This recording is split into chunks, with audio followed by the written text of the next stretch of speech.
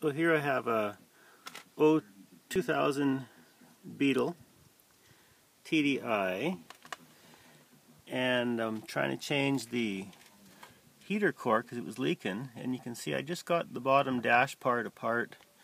I had to take the radio out and the top section so that I could move some of the heating tubing. I had to lift this, get this so I could lift it up. It goes up to the back for the defrost. But I didn't pull the steering wheel out or the airbags or anything else. I didn't want to have to do all that. Plus it has air conditioning. So if I disconnected the air conditioning, they would have had to discharge it, empty it, and then fill it back up again. Would have been a couple $100 at least. So I took apart, and I got too much light. I'll close the door. Still too much light. I took apart the heater. Don't know if it'll look very good, but it's right here, the heater box. That part goes against the box that contains the air conditioner. And I just rolled that center, I disconnected it. It has little clips. These clips here, they clip the two boxes together. So they go on like that. And then this fits against the air conditioning box. So I disconnected it there. I had to disconnect the heater controls on the bottom and stuff. And then I undid it off the firewall. There's 2 bolts, 10mm nuts. And there's a little, you can't see them right away, there's little funny looking pieces of, on the tin, on the aluminum shielding on the engine side, where the nuts hide in behind that. So I pushed it out, and then I managed to roll the heater box underneath the dash. So I rolled it around. Sorry about the picture quality. And then exposed where the, that was my thumb, exposed where the heater core goes in. So this hole here that's sliding, that's as far out as I could go. The heater core, and if I can do this with one hand, slides in to the box. Really lousy picture with the sun shining. Where am I? There it is. The heater core slides into that box. I'm going to need 2 hands to get it in, but I'll leave it half out and I'll show you. Run around to the other side of the car here.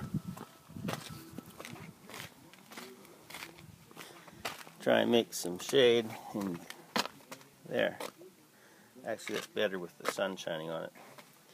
You can see the heater core sticking out of that box. So that's as far out as I could get it, but it's enough to change the heater core. So I did it like this, and I didn't have to pull the steering wheel and all the rest of the dash apart, and I didn't have to worry about, if you look on YouTube, they've got other tutorials. They spend a whole mess of time taking stuff apart, and it looks like a real pain. Plus I had to do the AC, and I didn't want to have to get it recharged to get the air conditioning to work again. And I thought there must be a different way of doing it. So you can see here, this box with the fan has the AC coil in it, and that was all left attached into the car.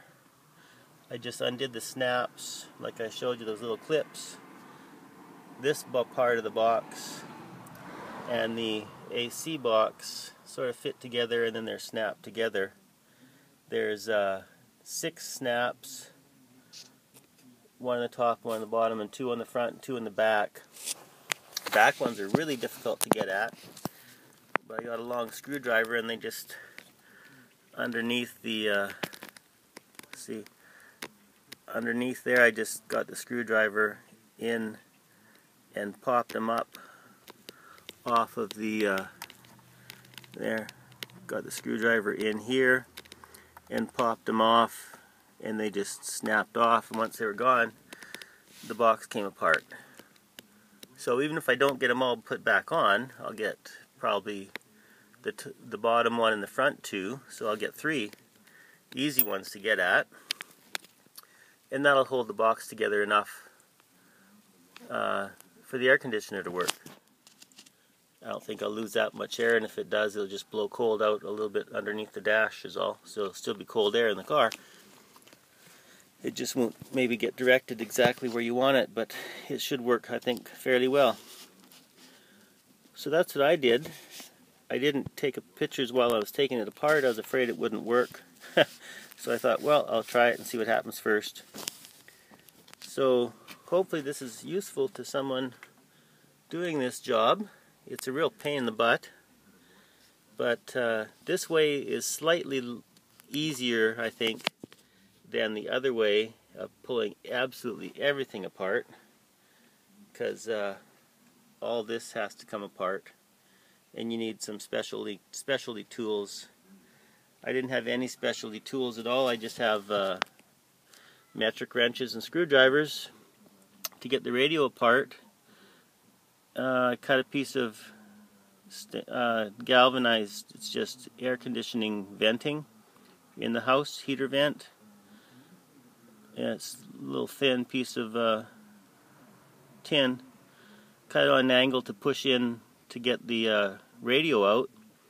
They have special tools you can get if you can find them, and no one would sell them, and they wanted you to come down into the shop and give them $50 so they could do it for you.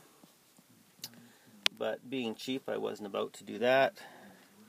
I could have just took the car to the shop, or just sold it, I guess, or caught it on fire.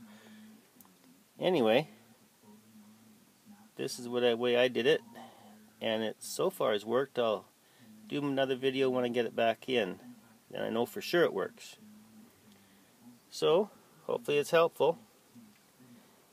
Have a great day. And if it wasn't for the diesel, I probably wouldn't buy a Volkswagen.